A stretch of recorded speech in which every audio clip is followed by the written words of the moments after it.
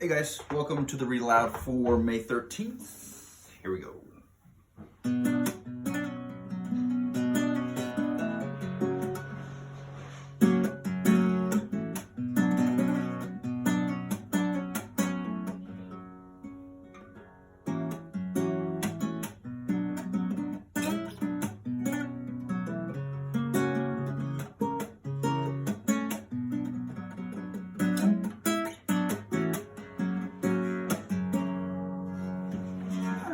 I can live with that for today.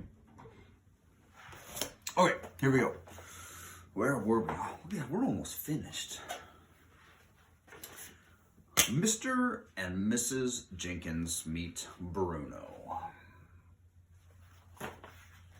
My grandmother carried me back into her own bedroom and put me on the table. She set the precious bottle down beside me. "What time are those witches having supper in the dining room?" she asked. 8 o'clock, I said. She looked at her watch. "It is now 6:10, she said. "We've got until 8 o'clock to work out our next move." Suddenly her eye fell upon Bruno. He was still in the banana bowl on the table. He had eaten 3 bananas and was now attacking a fourth. He'd become immensely fat. "That's quite enough," my grandmother said, lifting him out of the bowl and putting him on the tabletop. "I think it's time we return this little fellow to the bosom of his family. Don't you agree, Bruno?" Bruno scowled at her. I had never seen a mouse scowl before, but he managed it. "My parents let me eat as much as I want," he said. "I'd rather be with them than with you." "Of course you would," my grandmother said. "Do you know where your parents might be at this moment?" "They were in the lounge not long ago," I said. "I saw them sitting there as we dashed through on our way up here." "Right," my grandmother said. "Let's go and see if they are still there. Do you want to come along?" she added, looking at me. "Yes, please," I said. "I shall put you both in my handbag," she said. "Keep quiet and stay out of sight. If you must peep out now and again, don't show more than your nose." Her handbag was a large, bulgy, black leather affair with a tortoiseshell clasp.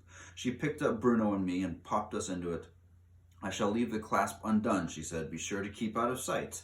I had no intention of keeping out of sight. I wanted to see everything. I seated myself in a little side pocket inside the bag near the clasp, and from there I was able to poke my head out whenever I wanted to. "Hey," Bruno called out, "give me the rest of the banana I was eating." "Oh, all right," my grandmother said. "Anything to keep you quiet." She dropped the half-eaten banana into the bag and then slung the bag over her arm and marched out of the room and went thumping along the corridor with her walking stick. We went down into the lift to the ground floor and made our way through the reading room to the lounge, and there, sure enough, sat Mr. and Mrs. Jenkins in a couple of armchairs with a low, round, glass-covered table between them. There were several other groups in there as well, but the Jenkinses were the only couple sitting alone.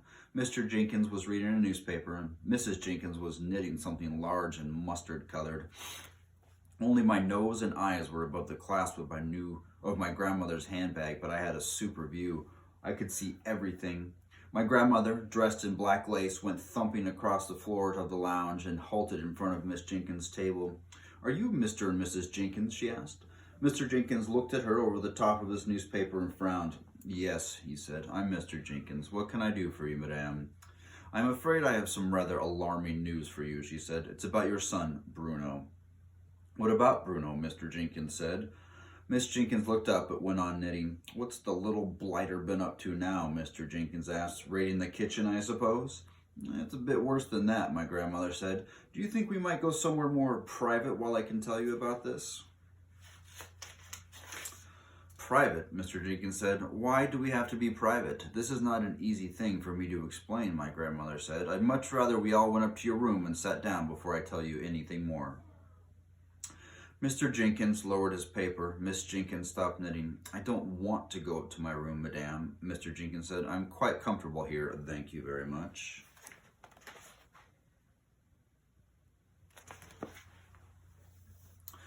He was a large, coarse man and wasn't used to being pushed around by anybody. "Kindly state your business and then leave us alone," he added. He spoke as though he was addressing someone who was trying to sell him a vacuum cleaner at the back door. My poor grandmother, who had been doing her best to be as kind to them as possible, now began to bristle a bit herself. "We really can't talk in here," she said. "There are too many people. This is a rather delicate and personal matter." I'll talk where I dashed well want to, madame, Mr. Jenkins said. Come on now, out with it. If Bruno has broken a window or smashed your spectacles, then I'll pay for the damage, but I'm not budging out of this seat. One or two other groups in the room were beginning to stare at us now.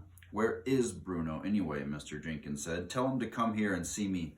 He's here already, my grandmother said. He's in my handbag.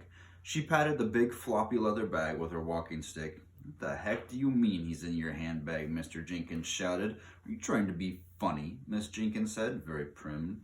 There's nothing funny about this, my grandmother said. Your son has suffered a rather unfortunate mishap. He always suffers mishaps, Mr. Jenkins said. He suffers from overeating, and then he suffers from wind. You should hear him after supper. He sounds like a brass band, but a good dose of castor oil soon puts him right away. Where is the little beggar? I already told you, my grandmother said. He's in my handbag, but I do think I might be better if we went somewhere private before you meet him in this present state. This woman is mad, Miss Jenkins said. Tell her to go away. The plain fact is, my grandmother said, that your son Bruno has been rather drastically altered. Altered? Shouted Mr. Jenkins. What the devil do you mean, altered? Go away, Miss Jenkins said, you silly old woman. I am trying to tell you as gently as possibly can that Bruno really is in my handbag, my grandmother said. My own grandson actually saw them doing it to him. Saw who? Doing what to him? For heaven's sake, shouted Mr. Jenkins. He had a black mustache which jumped up and down when he shouted. Saw the witches turn him into a mouse, my grandmother said. Call the manager, dear, Mr. Jenkins said to her husband. Have this mad woman thrown out of the hotel. At this point, my grandmother's patience came to an end. She fished around in her bag, found Bruno, and she lifted him out and dumped him on the glass tabletop. Miss Jenkins took one look at the fat little brown mouse who was still chewing a bit of banana, and she let out a shriek that rattled the crystals on the chandelier. She sprang out of the chair, yelling, It's a mouse! Take it away! I can't stand the things. It's Bruno, my grandmother said. You nasty, cheeky old woman, shouted Mr. Jenkins. He started flapping his newspaper at Bruno, trying to sweep him off the table. My grandmother rushed forward and managed to grab hold of him before she swept him away. Miss Jenkins was still screaming her head off, and Mr. Jenkins was towering over us, shouting, Get out of here! How dare you frighten my wife like that? You'll take your filthy mouse away this instant. Help! Screamed Mrs. Jenkins.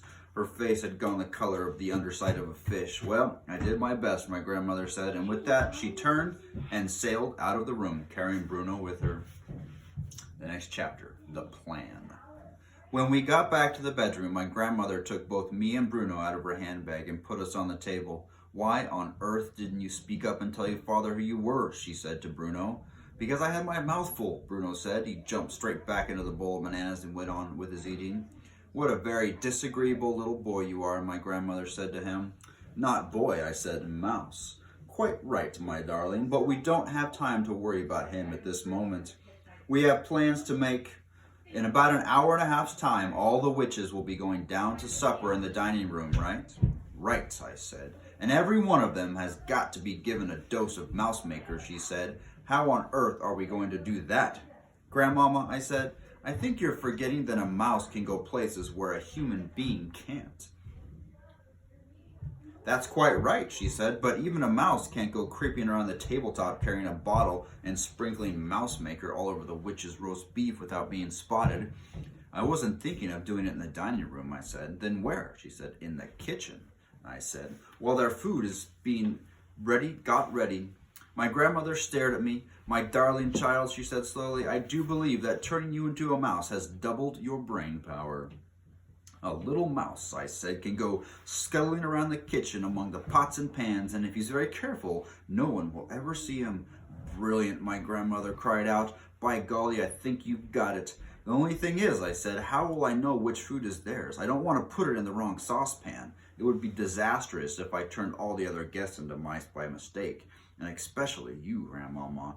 Then you'll just have to creep into the kitchen and find a good hiding place and wait. And listen. Just lie there in some dark cranny listening to what the cooks are saying. And then, with a bit of luck, somebody's going to give you a clue. Whenever they have a very big party to cook for, the food is always prepared separately.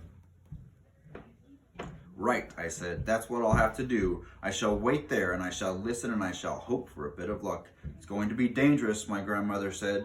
Nobody welcomes a mouse in the kitchen, and if they see you, they'll squash you to death. I won't let them see me, I said.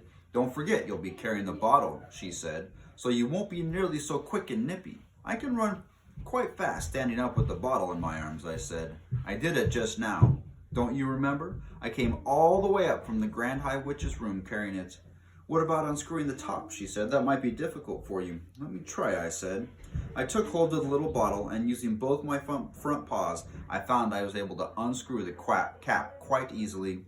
That's great, my grandmother said. You really are a very clever mouse. She glanced at her watch. At 7:30, she said, I shall go down to the dining room for supper with you in my handbag, and I shall then release you under the table, together with the precious bottle, and from then on you'll be on your own.